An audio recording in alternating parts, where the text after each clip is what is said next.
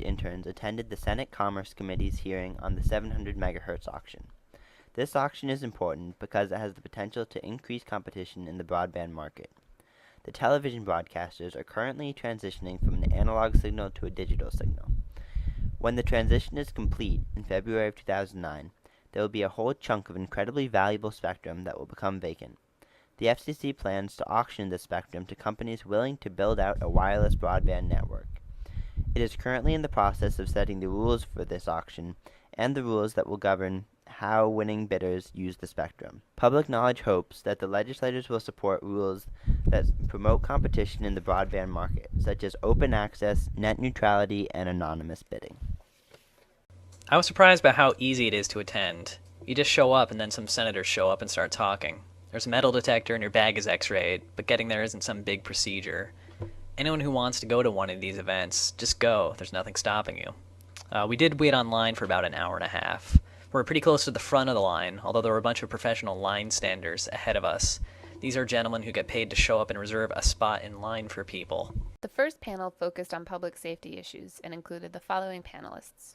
Ms. Wanda S. McCarley, President, Association of Public Safety Communications Officials International, and Mr. James Barksdale, Partner of Frontline Wireless, Mr. Philip J. Weiser, Professor of Law and Telecommunications and Executive Director of Silicon Flatirons Program at the University of Colorado Law School, and Mr. Paul J. Cosgrove, Commissioner of New York City Department, Information Technology and Telecommunications. Each of the panelists had different suggestions for how to create interoperable networks that would allow first responders to communicate with each other during a disaster. Ms. McCarley was in favor of a national broadband network built to meet the needs of public safety groups. She suggested that the FCC require the auction winner to provide for public safety groups. Mr. Barksdale laid out Frontline's vision for using a portion of the spectrum. Frontline hopes to win a portion of the spectrum at auction and combine that with the piece that's currently allotted to public safety groups.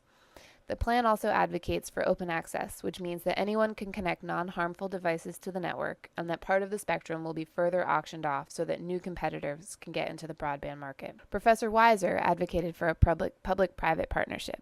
He was somewhat neutral as to whether an open access model should be used, but pointed out that it might reduce the amount of revenue generated in the auction. Mr. Cosgrove proposed that public-private partnerships, such as the one in Frontline's plan, should be optional. He said that a one-size-fits-all national network may not meet all of the needs of public safety groups. He suggested that the open access model might cut down on the amount of revenue that the auction could generate, since companies might not be willing to pay as much if they have to follow certain requirements. The second panel focused on other issues surrounding the auction, namely geographic build-out requirements, open access, and net neutrality. 3 panelists testified. Dick Lynch, Executive Vice President and Chief Technical Officer of Verizon Wireless, Michael Small, CEO of Centennial Communications Corporation, and Amal Sarva, CEO of Textable. Mr. Sarva also spoke on behalf of the Wireless Founders Coalition for Innovation. One of the main issues for this panel was broadband deployment, getting wireless service to rural and other underserved areas of this country.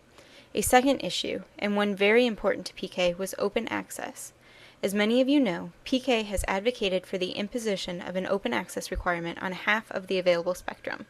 This open access requirement would mandate that the winning bidder make his spectrum available to other companies at a wholesale price.